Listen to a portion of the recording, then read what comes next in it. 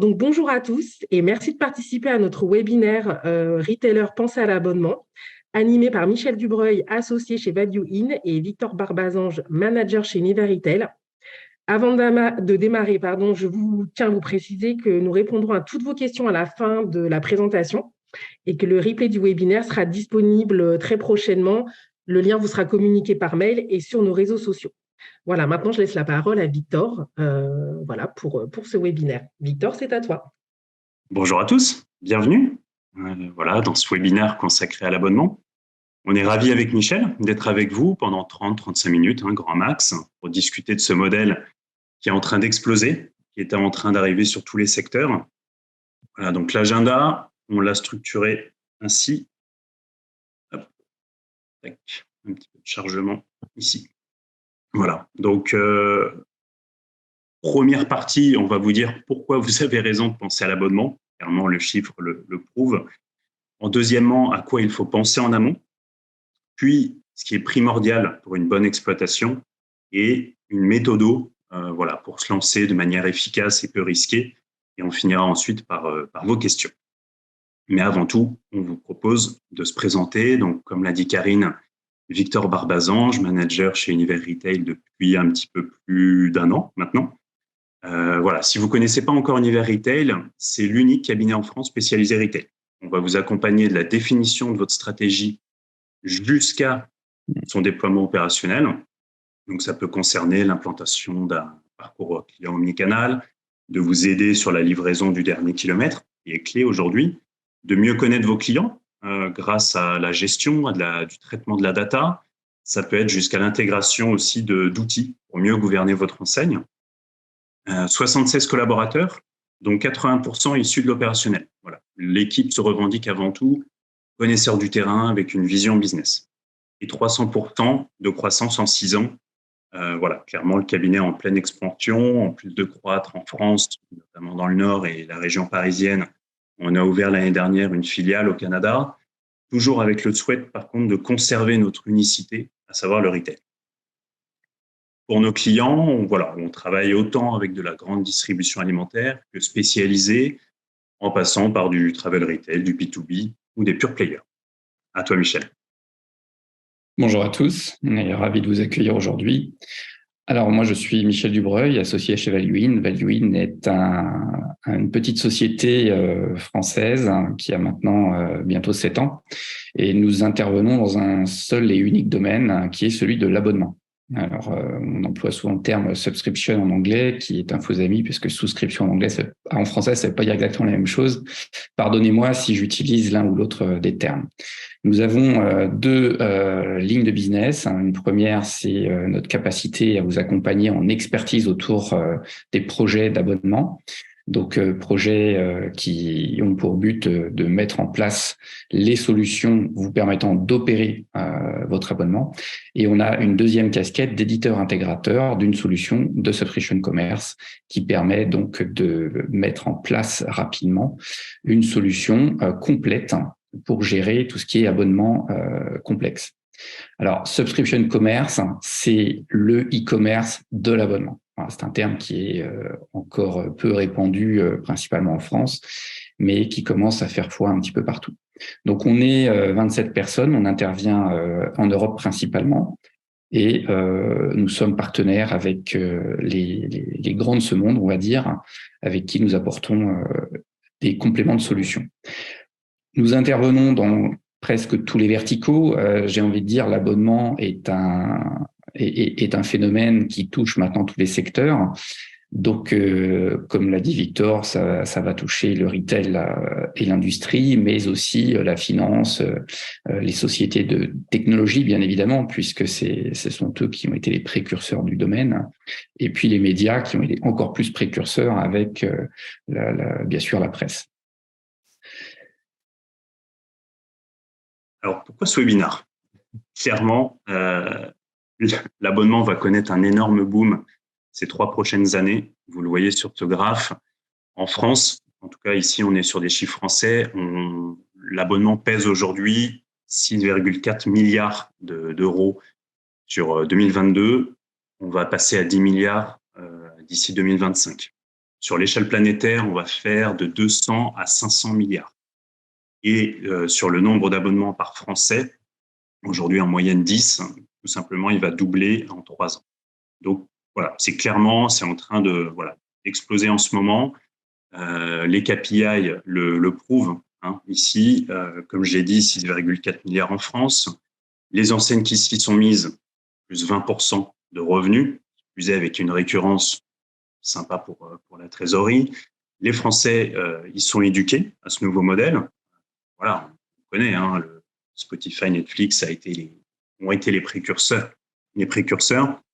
Là, vous voyez bien que 95% des Français en possèdent, 90% ont même augmenté leur nombre d'abonnements. Et en plus de ça, on est de plus en plus friand de ce modèle ou d'autres nouveaux modèles de consommation, 80% des Français. Donc c'est clairement des signaux au vert. Je ne sais pas ce que tu en penses, toi, Michel, qui est clairement au quotidien avec ces chiffres. Comment tu ressens un petit peu ce boom? Effectivement, l'abonnement, c'est pas nouveau. Amazon est arrivé sur le marché en 2007, donc ça date pas d'hier. Mais il est évident que les confinements successifs, le contexte hyperinflationniste font que les réflexions sur les projets d'abonnement explosent. D'une part parce que les clients veulent accéder à des produits toujours plus personnalisés, mais avec des moyens financiers qui sont souvent inférieurs. La perte du pouvoir d'achat, c'est une réalité pour tous. Et puis une volonté de consommer différemment, voir arriver l'économie circulaire, des choses comme ça qui n'existaient pas il y a encore 10 ans et qui sont très très proches de ce que l'abonnement peut, très très cohérents avec ce que l'abonnement peut offrir. Et puis, on est également dans un contexte où les entreprises veulent baisser leur leur coût marketing. Et c'est vrai que dans le retail, on passe son temps à jeter de l'argent par les fenêtres en marketing. Et puis, on mesure les retombées. Avec l'abonnement, on fait vraiment du marketing beaucoup plus ciblé, ce qui permet d'augmenter considérablement les marges. Alors, on va passer aux différents exemples de types d'abonnements. Peut-être, Victor, tu veux Oui, c'est ça. Voilà, là, on a voulu vous présenter les 5 types d'abonnements. On va les passer très rapidement. L'abonnement de contenu, on les connaît tous. L'abonnement à des produits, justement, c'est la réception de produits directement livrés chez vous. L'abonnement transactionnel, où là, on parle plus de réduction sur les prix, comme Casino Max. Ensuite, les abonnements serviciels, où là, vous allez avoir des avantages en termes de livraison gratuite, par exemple, ou justement l'abonnement mixte. Je te redonne la main, Michel, sur vraiment un petit zoom sur les secteurs. Alors, on ne va pas vous parler des secteurs que vous connaissez déjà, l'abonnement, la presse, le streaming, la conciergerie, les cafés, le cinéma. Bon, aujourd'hui, ce qui est intéressant, c'est de s'inspirer de ce qui va venir, de ce qui est en plein potentiel. L'été dernier, vous avez tous entendu parler peut-être de cette annonce qu'a fait le restaurant Del Arte d'offrir, moyennant un fees mensuel, la possibilité de déjeuner tous les jours à votre convenance dans un restaurant Del Arte. Et ce qui est intéressant, c'est la démarche. À l'époque, toute la presse s'est prise, a pris ce sujet. C'est devenu vraiment un sujet d'actualité. Même le 20h en avait parlé. Et tous les journalistes s'interrogeaient sur comment est-ce possible de rentabiliser une telle opération? C'est en pure perte. Ça marchera jamais. Combien de fois? Ils étaient partis dans des calculs très très poussés. Et le président Del Arte avait fait cette réponse que j'ai trouvée extraordinaire et extrêmement pragmatique. Il avait dit, mais vous vous trompez de discours. La question, c'est pas de savoir si c'est rentable. La question, c'est si on ne le fait pas, dans 5 ans, tous les acteurs de mon marché, on est mort. On a besoin de nouveaux modèles, on a besoin de répondre à de nouvelles attentes et on est en mode test and learn. Alors, on lance ce test grandeur nature, on va voir ce qui va en sortir et derrière, on en tirera les conclusions pour industrialiser. Et beaucoup d'acteurs ont lancé des offres similaires en mode test and learn car ils sont bien conscients que les habitudes de consommation sont en train de changer. Je pense par exemple au fashion retail. Aujourd'hui, le fast fashion c'est terminé, c'est plus dans les mœurs. On sait que c'est peu vertueux pour la planète. Et puis, d'un point de vue très pragmatique, les dressings ne sont pas extensibles à l'infini. Donc, si c'est pour que derrière tout finisse sur le marché de seconde main à faire les marges des Vinted et autres vestiaires collectifs, ça n'a pas de sens. Donc, offrir un look, offrir du service autour de l'item, c'est la clé. Donc, on a vu d'autres initiatives, notamment dans la nourriture pour chiens, j'y reviendrai après, dans les jeux, dans les jouets, dans les équipementiers sportifs. Decathlon a suffisamment communiqué dessus. Donc, il y a énormément de choses qui sont en train de naître et qui seront, dans 6 mois, dans 1 an, vraiment des business à part entière. Alors, les axes de construction d'une offre d'abonnement, c'est effectivement le sujet qui vous intéresse, j'imagine, tous.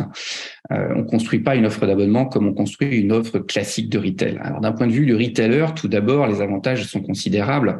Vous avez la récurrence du revenu. Ça fait aucun doute, quand vous êtes en plein confinement et que vos magasins sont fermés, vous avez besoin de pouvoir compter sur du revenu récurrent. D'autre part, et j'en ai parlé tout à l'heure, les marges. Quand on est en relation avec un abonné, on est sur une relation privilégiée, une relation de confiance. Donc, vous allez animer cette relation, vous allez focaliser vos investissements marketing sur développer cette relation, faire de l'upsell, mais dans la durée. Donc, ça évite de dépenser, de perdre, on va dire, énormément d'argent dans de l'acquisition qui a des taux de retour très variables. En revanche, ça a des challenges assez importants, c'est-à-dire que il faut derrière que vous ayez déjà une capacité à délivrer, et on va y revenir. Alors, quand on délivre du service, c'est relativement plus simple, surtout du serviciel. Quand c'est des produits, quand c'est du service autour de produits, il faut s'assurer bien évidemment qu'on est en mesure de livrer les produits. Donc, il y a toute une conséquence sur la chaîne logistique qu'il va falloir traiter. Par ailleurs, et c'est l'enjeu numéro 1 de l'abonnement, c'est la gestion des contrats existants. Quand vous avez un contrat, vous avez un client abonné qui va opérer ce qu'on appelle des amendements sur son contrat. Il va vouloir augmenter les quantités, diminuer, suspendre, enfin faire un certain nombre d'opérations qui vont vous prendre de la bande passante. Donc, si vous ne prenez pas ce sujet très sérieusement dès le départ, vous allez être victime de votre succès. Plus vous allez avoir d'abonnés, plus vous allez avoir de contrats en cours et plus vous allez avoir de goulets d'étranglement. Donc ça, c'est très, très important. Et il faut également être capable de faire évoluer des offres dans un contexte où vous avez des concurrents qui arrivent sur le marché. On se souvient tous de Free quand ils ont débarqué sur le marché de l'abonnement téléphonique. Ça a été une catastrophe. Orange et SFR ont perdu énormément de parts de marché car ils ont mis beaucoup de temps à réagir.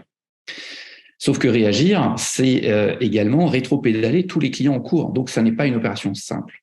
D'un point de vue du client, maintenant, les avantages, c'est principalement la garantie d'avoir des produits toujours plus personnalisés, qui correspondent à mon usage, à mes valeurs, à mon souhait.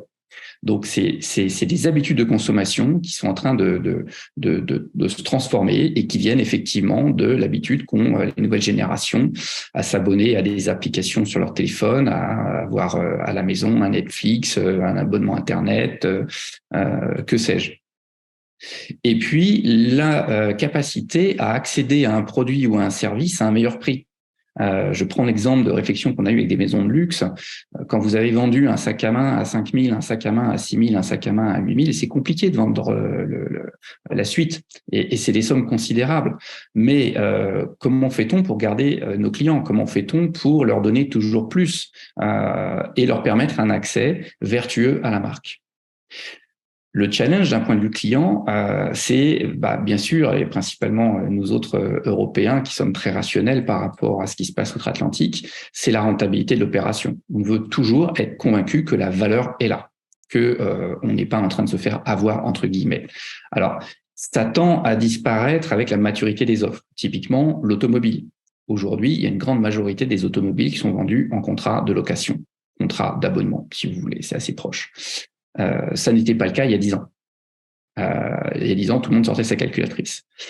Et puis, on veut également avoir la capacité à pouvoir adapter son abonnement. L'un des principaux facteurs de churn, alors le churn, c'est quelqu'un qui décide d'arrêter son abonnement, ou principale barrière à la conversion d'un abonné, c'est cette réticence à signer un contrat dont on aura du mal à se désengager. Et on a de très, très mauvaises pratiques, par exemple, chez les opérateurs Internet. Vous avez certainement tous fait l'expérience. C'est très facile de s'abonner, c'est très compliqué de se désabonner. Donc ça, c'est vraiment des points clés. Alors, Victor, je vais te demander d'avancer. Je vais faire un petit aparté sur Royal Canin. Je n'en ai parlé tout à l'heure. Royal Canin, c'est un client qu'on aime bien chez Valuein, c'est un de nos plus grands clients.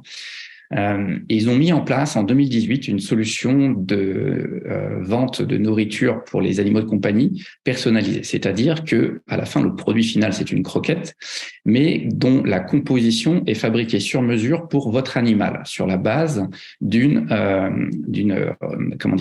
prescription émise par un vétérinaire. Donc, vous avez la garantie d'avoir le meilleur pour votre animal. Alors, bien évidemment, les animaux de compagnie, c'est comme les enfants, comme la beauté, comme la santé. Ce sont des vecteurs forts, donc très propices à l'abonnement. Aujourd'hui, vous avez plusieurs milliers de cliniques vétérinaires qui sont référencées sur l'offre et qui revendent dans 9 pays, y compris États-Unis, Canada, cette solution sur le marché.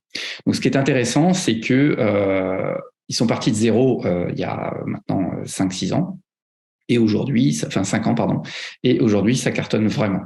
Donc, c'est l'exemple même d'un produit qui n'était pas à la base, on va dire, assimilable à de l'abonnement dans l'esprit de chacun.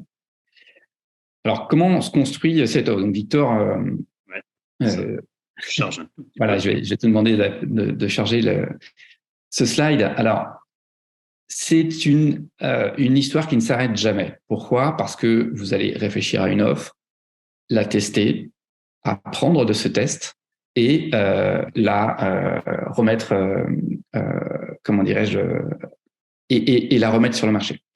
Donc, c'est très important de considérer que l'agilité avec laquelle vous allez pouvoir apprendre de vos tests et, comment dirais-je, le réimpacter dans l'offre actuelle va être clé dans la réussite. Vous allez avoir des habitudes de consommation qui vont changer, vous allez avoir des concurrents qui vont arriver. Si vous mettez en place une offre et qu'elle ne bouge jamais, vous allez perdre vos abonnés. Donc, cette capacité à réagir est vraiment clé. Et c'est toute la difficulté par rapport à un business classique transactionnel, que ce soit du retail ou du e-commerce. Et on y reviendra tout à l'heure.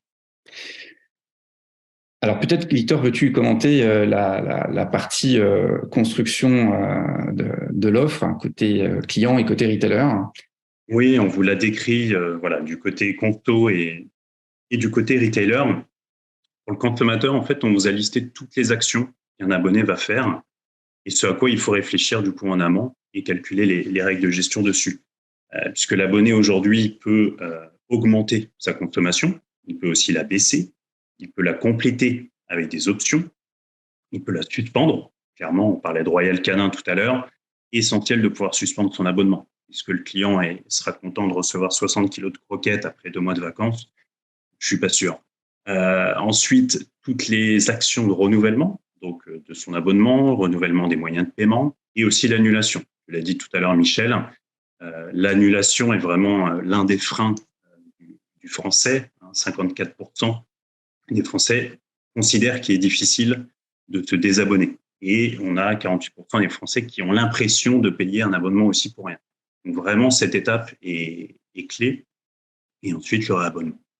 Côté retailer, là, c'est un petit peu plus complexe. C'est toute la mécanique à penser vraiment en amont, puisque le tunnel, on l'a dit tout à l'heure, n'a rien à voir avec le retail.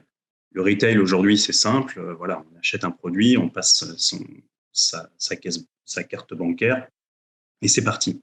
Ici, avec l'abonnement, on génère quand même un contrat d'abonnement qui vous lie avec votre client, avec des conditions différentes, sur une durée déterminée ou reconductible, pour un produit ou un service.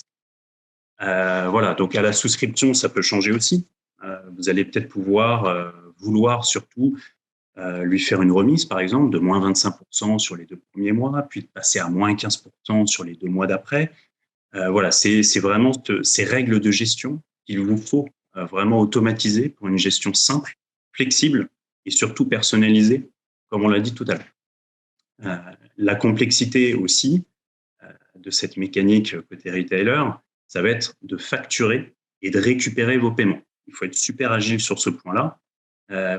À nouveau, le e-commerce, on paye, on met son ticket, on reçoit le mail, hop, on vous envoie le produit. Ici, l'abonnement, on s'abonne à une date qui est parfois fixe. Donc, il faut s'assurer que le paiement ait bien été effectué avant d'envoyer la marchandise, ou sinon le risque est porté par le retailer. De la même façon, si on s'abonne à un service digital, comme un journal en ligne, c'est des petites factures, c'est du 1 euro, du 2 euros par mois. Il faut vraiment s'assurer qu'on puisse les récupérer. Sinon, quelle est votre politique par rapport à ça? Est-ce que vous continuez le service? Est-ce que vous le suspendez? Vraiment, voilà, c'est toute cette politique à réfléchir en amont. L'automatisation est clé, du coup, sur ce côté-là, puisque vous allez avoir des milliers d'abonnés qui vont avoir des prix différents, avec des conditions d'abonnement différentes, puisqu'ils se seront souscrits à des dates différentes. Voilà, donc si tout n'est pas bien automatisé, clairement, ça va être assez compliqué d'adresser l'abonnement par la suite. Qu'est-ce qui est primordial pour une bonne exploitation? Ici, on vous fait un petit focus, clairement, c'est que les règles du jeu, que les process soient bien définis en amont entre tous vos métiers. Parce que le pilotage de l'abonnement peut être assez complexe, que ce soit sa mise en place ou pendant son exploitation. On vous fait un petit exemple, mais si le marketing décide, face à l'arrivée d'un concurrent, de changer son offre, de changer son produit, de changer son prix, il faut tout de suite, les vendeurs, du jour au lendemain, puissent suivre pour qu'ils puissent continuer à vendre un produit qui va être différent de celui de la veille. Donc, il faut que tout ça soit bien fluide. Vous allez chez Noroto aujourd'hui, par exemple, vous verrez le garagiste qui vous accueille, qui vient de réparer la voiture, va vous proposer l'abonnement à leur produit d'entretien. C'est assez nouveau chez Noroto en ce moment. Voilà, donc, sans jeu de mots, c'est plutôt bien huilé au sein de cette enseigne. La finance, idem. Est-ce qu'on aligne tout le monde avec les mêmes offres ou alors justement on maintient les anciennes? Voilà, c'est toute cette question-là. Logistique, pareil, si vous changez votre mix produit, ça va changer la taille du colisage, ça va changer la chaîne, ça va changer le coût de la livraison, ça va changer le coût de la gestion des retours. Voilà, c'est vraiment cette fluidité entre tous les métiers qu'il faut penser en amont. C'est ces process qu'il faut bien définir et ces règles du jeu. Je sais que c'est un sujet que tu connais bien, toi, Michel. Je te passe la main. Comment est-ce que vous faites au quotidien? Voilà, donc le problème, c'est que comme l'abonnement impacte tous les métiers, il va indirectement impacter toutes les solutions utilisées dans l'entreprise par ces métiers. Or, bien évidemment, aucune n'a été conçue pour gérer de l'abonnement. Et comme c'est cross-métier, c'est très difficile de pouvoir gérer cette problématique dans un des domaines. Donc nous, chez ValueIn, c'est notre cœur de métier. Nous avons une plateforme donc de gestion de l'abonnement qui est cross-métier et qui a pour vocation de mettre en place et d'opérer vos business d'abonnement comment dirais-je, avec la partie acquisition, facturation et gestion. Donc, c'est une solution principalement point and click qui est destinée à des utilisateurs finaux qui permettent de construire l'offre, construire ce qu'on appelle le site de self-service, c'est le e-commerce de l'abonnement, donc soit l'associer à un e-commerce existant, soit rajouter un nouveau canal. Ce qui est très important, c'est de pouvoir également laisser la main au client ensuite sur son abonnement pour pouvoir modifier les principaux paramètres. Alors, vous le faites certainement tous. Vous avez peut-être des contrats d'assurance, des contrats de téléphonie sur lesquels vous pouvez opérer un certain nombre d'actes de gestion par vous-même. Voilà, c'est la base. Si vous voulez éviter que vos clients vous appellent pour la mise à jour de coordonnées postales, bancaires ou autres, il faut leur laisser la possibilité de le faire par eux-mêmes. De la même façon, le client qui veut changer d'offre ou qui veut prendre une option ou au contraire downgrader, il faut lui laisser la possibilité de le faire. Donc tout ça, c'est géré dans la plateforme. De même que la partie indirecte, on oublie trop souvent de parler de la vente partenaire. Quand on fait de l'abonnement, c'est comme le e-commerce, il est très important de pouvoir capitaliser sur des partenaires et pouvoir gérer de façon automatique le commissionnement et la facturation pour le compte de tiers. Un grand pan de l'acquisition dans l'abonnement, c'est l'envoi de propositions non sollicitées. C'est ce qu'on appelle le CPQ. Alors, pour ceux qui sont peu familiers par cet acronyme, c'est l'envoi de devis automatiques personnalisés. Ça peut se faire en B2B, mais également en B2C. Mes meilleurs clients qui ont l'abonnement Prime plus, je vais leur envoyer une proposition non sollicitée pour qu'ils passent au plus parce que ça va leur permettre d'avoir telle fonctionnalité en plus. Et via la magie de la signature électronique, le client peut souscrire de façon automatique. Donc, tout ça doit être complètement fluide, intégré, pour éviter les goulets d'étranglement. Alors, on va passer sur une petite vidéo. Cette vidéo, donc tu appuies sur Play, Victor, voilà, parfait.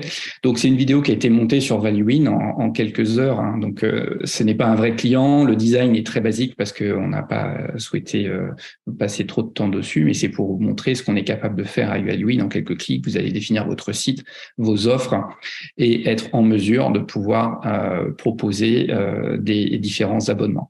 Bien évidemment, à chaque fois que vous allez modifier vos offres, vous allez modifier toute la chaîne, comme on l'a dit avec Victor. Alors, dans cet exemple, on va prendre par exemple un abonnement à des lingettes. On va acheter des lingettes bébés justement en mode e-commerce. Donc là, on est en one shot. J'achète mon paquet de lingettes et je vais en revanche prendre un produit d'huile pour bébé en mode récurrent parce que j'en consomme beaucoup. Donc plutôt que de devoir passer une commande tous les mois, je vais avoir un certain nombre de produits par mois pour un certain prix. Je valide mon panier et en fait, je vais recevoir donc une facture correspondant à un produit one shot et un produit récurrent. Donc déjà, avoir la capacité de gérer dans un même panier les deux types de produits, aujourd'hui, les solutions classiques ne vous permettent pas de le faire, c'est extrêmement compliqué. Je reviendrai sur les moyens de paiement. C'est très important aussi d'offrir à vos clients différents types de moyens de paiement pour éviter ce qu'on appelle le churn involontaire, c'est-à-dire le paiement qui ne pourra pas avoir lieu parce que les informations de la carte bleue sont obsolètes ou des choses comme ça. Donc, il est souvent important de pouvoir proposer rapidement le passage vers le SEPA. On y reviendra. Là, je suis dans mon espace personnel, donc qui n'est pas habillé d'un point de vue graphique, mais j'ai accès à toutes mes factures et mes abonnements en cours. Donc, vous voyez, j'ai la dernière facture, mais je me dis finalement, les lingettes, j'en consomme quand même beaucoup. Si je passais ce produit que j'ai acheté en one shot, en mode récurrent, donc là encore, il faut laisser la possibilité aux clients de pouvoir opérer ce genre d'acte de gestion. Donc, comme vous pouvez le voir, je vais pouvoir transformer mon offre classique en une offre récurrente. Il n'y a eu aucune intervention de la part de la marque sur cette opération. Donc, vous créez de la satisfaction, du revenu automatique et surtout, vous évitez que le client il se pose la question d'aller chercher ailleurs quelque chose qu'il peut avoir simplement chez vous. Donc voilà, cette petite vidéo très rapide, on pourra y revenir, ne montre pas toute la partie construction, mais qui se fait de façon relativement simple en point and click. Voilà, donc on va passer ensuite sur la partie, on va dire, construction. Je voulais introduire ce point très important. ValueIn est une solution technique qui permet de créer et de gérer tout ce qui est offre complexe, de répondre à tous les besoins de près ou de loin, l'exploitation technique d'une offre d'abonnement. Nous, encore une fois, on ne fait que ça. Ça fait bientôt 7 ans qu'on travaille sur ce sujet-là. Il est bien évident que nous, on peut vous accompagner sur la mise en place de vos projets, mais d'expérience, je peux vous dire que si la technologie est un facteur différenciant en termes de coût, de time to market, de facilité de maintenance, on va dire de succès interne dans la façon avec laquelle vous allez exécuter, ça n'est pas pour autant un facteur clé de succès complet. Et la plupart, malheureusement, des projets qu'on voit se planter, pardonnez-moi l'expression, c'est surtout qu'ils ont été mal conçus au départ et qui n'ont pas pris en compte la dimension change. Et c'est la raison pour laquelle on travaille, nous, avec des gens comme Univers Retail, c'est pour pouvoir prendre cette dimension à bras-le-corps et vous emmener vers le succès plutôt que de partir tête baissée dans quelque chose que tout le monde trouve génial au début et qui ne va jamais marcher. Des Nightmare Stories, j'en connais plein, hein, des champions du monde du rasoir ou de la beauté pour hommes qui ont dépensé des dizaines de millions d'euros en acquisition et qui ont à la fin fermé le site. On en connaît. C'est une réalité et on a appris beaucoup de ces échecs. Alors peut-être Victor, tu vas vouloir expliquer comment vous, chez Univers Retail, vous accompagnez les clients sur cette partie-là. Oui. Je pense que c'est ça reprend voilà, pour conclure, ça reprend les 2 critères de succès dont on a parlé aujourd'hui. Et ces 2 critères, pour retenir vraiment quelque chose, c'est d'avoir la bonne offre. Ça passe par un temps de réflexion, vraiment, c'est important de se poser, d'avoir des échanges sur votre vision, vos objectifs, les challenges que vous rencontrez actuellement. C'est vraiment important de bien réfléchir à cette offre qui va être personnalisée à vos différents clients et justement d'avoir cet abonnement qui les séduiront. Et ce deuxième critère, ça va être la capacité à l'exécuter au sein de votre entreprise. On parlait de change, on parlait de process, on parlait de fluidité entre tous vos métiers. Ça va être ça le gros challenge, puisque de créer un abonnement, certes, pourquoi pas avoir la bonne offre, mais si vous ne pouvez pas l'adresser à ne serait-ce que tous les départements, s'il y en a un qui flanche, ça sera difficile à piloter et à exploiter au mieux. Donc, c'est vraiment cet axe-là sur lequel il est important de passer un tout peu de temps. C'est un modèle qui n'est pas aisé. Chaque personne au sein de vos équipes doit vraiment se sentir concernée. Il doit comprendre ce modèle, il doit y adhérer et pour bien l'exécuter justement.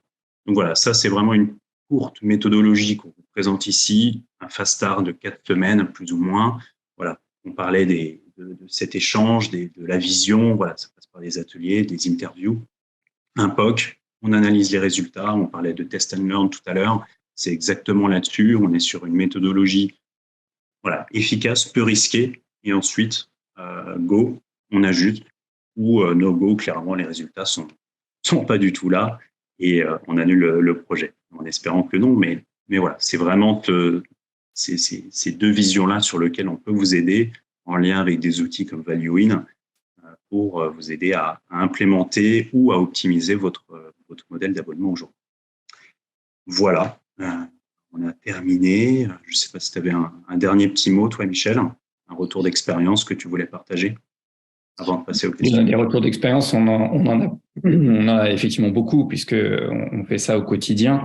Mais effectivement, ne jamais sous-estimer la dimension transformation dans l'entreprise, principalement chez les retailers, hein, qui ont des modèles extrêmement huilés, rodés pour exploiter chaque pourcent de marge.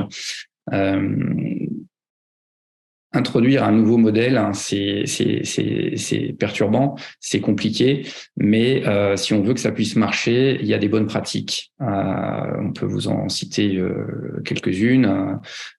Lancer des spin-offs, faire du test and learn, mais il est évident que ça doit être un projet entreprise et la capacité, comme l'a cité tout à l'heure Victor, de pouvoir faire adhérer l'ensemble des différents métiers de l'entreprise à ce projet est primordial. Et effectivement, l'exemple de Noroto, c'est parlant. Le mécano d'atelier qui va vous recevoir et tout de suite vous pitcher l'abonnement, alors que le gars, son métier, c'est vraiment de changer des plaquettes de frein, des pneus et ça, c'est vraiment une illustration d'une vraie prise en compte de la problématique au sens vraiment au plus bas de l'échelle. Donc, c'est une preuve d'efficience, quoi.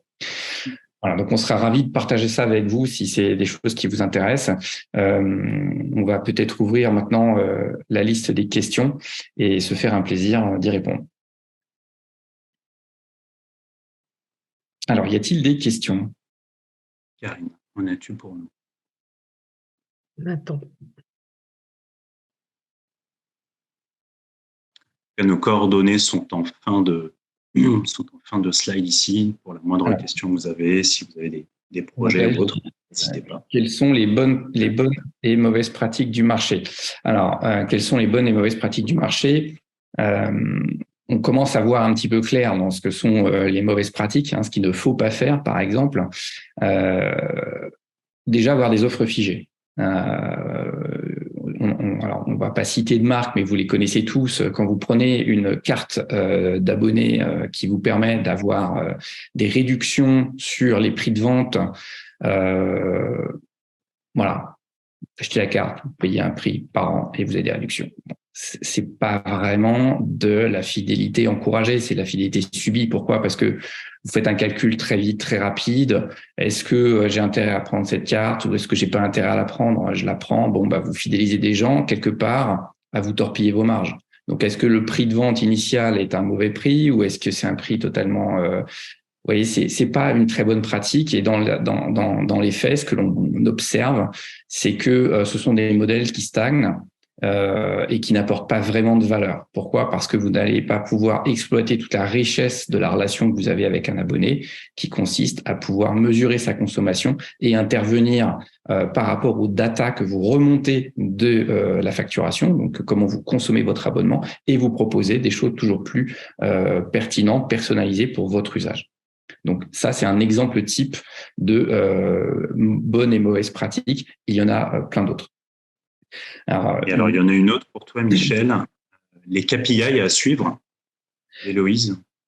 Alors, les KPI à suivre, les KPI, vous avez bien évidemment le revenu, ça c'est évident. Donc, on va parler de revenus récurrents, mensuels, annuels, trimestriels, c'est la base.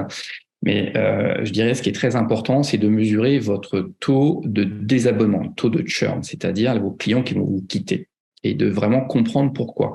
Et c'est aussi très important d'analyser ce taux de churn dans la réalité, c'est-à-dire que vous avez par exemple beaucoup de churn liés aux problématiques d'information de carte bleue obsolète. C'est 40% du churn qui sont concernés par ces problématiques. Donc, c'est quand même dommage de perdre des clients juste parce que forcément, ils sont abonnés à l'instant T et puis 6 mois, 12 mois après, leur carte bleue est arrivée à échéance et automatiquement, vous avez un défaut de paiement. Donc, ça laisse le client se poser la question de voir est-ce que je me réabonne ou pas. Donc, c'est pas forcément un événement très intéressant pour vous. Au contraire, vous voudriez qu'il soit dans la continuité. Donc, ça peut faire partie des bonnes pratiques que d'introduire un nouveau modèle de paiement, mode de paiement, moyennant peut-être une incentive, et passer à un autre mode de consommation. Alors, une autre question, avez-vous des exemples de concepts qui auraient dû exploser, mais qui sont plantés à cause de certains facteurs sous-estimés? Alors oui. Alors c'est intéressant parce que, bien sûr, avec le recul, on peut toujours se dire ça ne devait jamais marcher, ça n'a pas marché, on l'avait dit, c'est toujours facile de refaire l'histoire. Mais il y a quand même beaucoup de sujets. Au début, on se dit c'est une idée géniale, le produit est là, l'exécution est là, les moyens sont là et ça marche pas. Alors, l'un des exemples type, c'est la valeur. Je dirais s'il y a vraiment un sujet à retenir, c'est la valeur pour le client. Trop souvent, quand on est dans le marketing, on a une vision pas auto-centrée, mais on a une vision de son offre vue côté retailer ou industriel. Il faut vraiment comprendre quelle est la valeur pour le client et toujours communiquer dessus. Vous avez énormément de solutions, par exemple, les modèles d'abonnement qui sont poussés le plus à leur paroxysme, ce sont des solutions technologiques, principalement des apps aux États-Unis. Régulièrement, vous avez un tableau de bord qui vous rappelle les KPI de valeur, c'est-à-dire qu'est-ce qu'on fait pour vous aujourd'hui. Vous avez fait ça, on vous a apporté ça, êtes-vous bien conscient qu'il y a eu ceci, cela. C'est la valeur pour le client. Si la valeur perçue, elle se résume à avoir un produit de façon récurrente qui est livré soit chez moi, soit chez mon épicier en bas, et qu'à la fin, ça se résume à un prix, vous allez forcément un jour ou l'autre avoir un churn. C'est très important de pouvoir apporter du service autour. De la même façon, il faut savoir qu'aujourd'hui, un produit de grande consommation, c'est très difficile de pouvoir le proposer en mode abonnement. Parce que pour quelques euros, voire même quelques centimes d'euros chez Amazon, je vais pouvoir me faire livrer dans l'heure. Donc, quel est l'intérêt pour moi de souscrire un abonnement qui est quelque chose de structurant dans la durée, qui crée un engagement. Donc ça, c'est très important de toujours penser à rappeler la valeur. C'est quoi la valeur pour le client? Et c'est quelque chose qui ne s'arrête jamais parce que bien évidemment, comme je l'ai dit tout à l'heure, vous avez des concurrents qui arrivent sur le marché et vous avez des usages de consommation qui changent.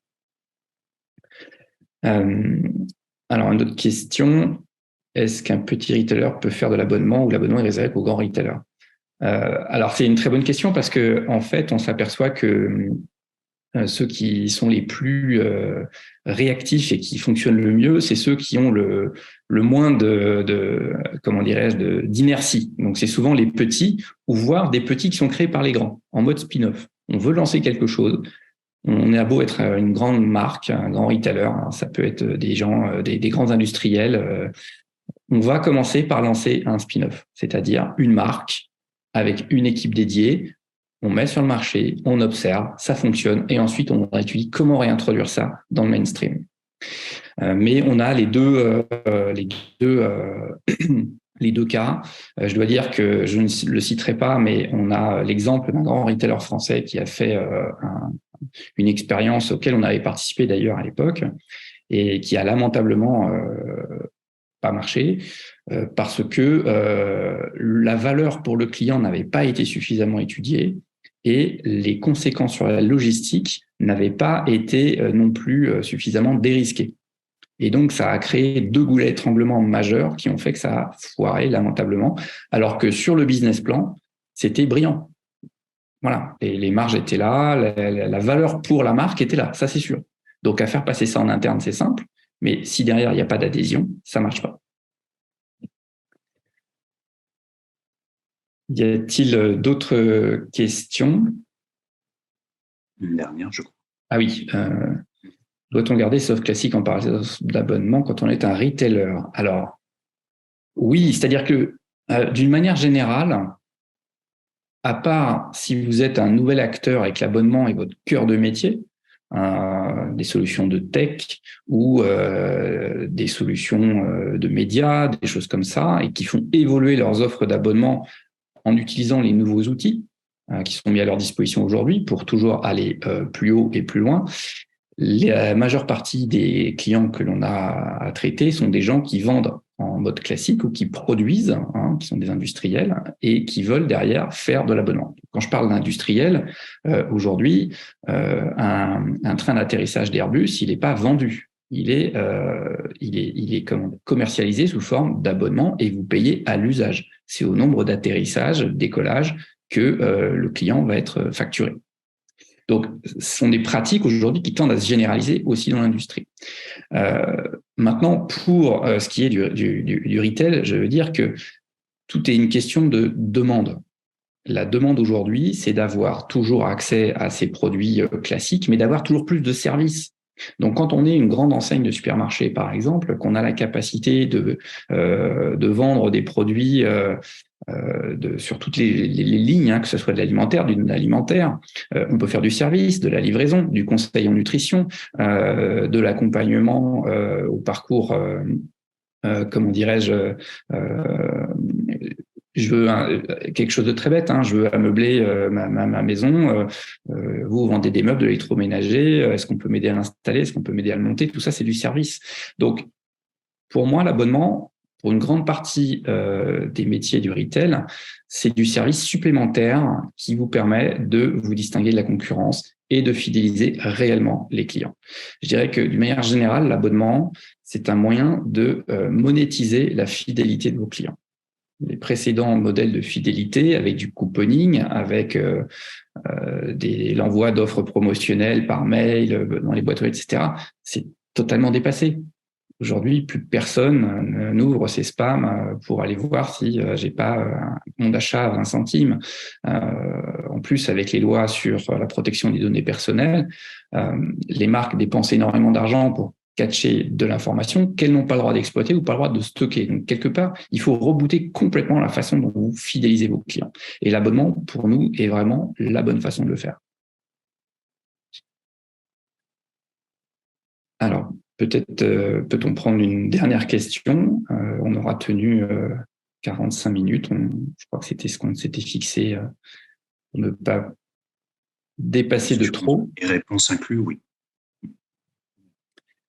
Eh bien, écoutez, s'il n'y a pas d'autres questions, il nous reste à vous remercier pour votre attention ce matin. Et vous avez nos coordonnées ici. N'hésitez pas à nous contacter, nous envoyer un mail ou à nous appeler. On se fera un plaisir de pouvoir poursuivre la conversation ultérieurement. Merci à tous. Michel, à bientôt. À très bientôt. Bonne journée à tous. À bientôt, Michel. Merci, Karine. Merci. Au revoir tout le monde.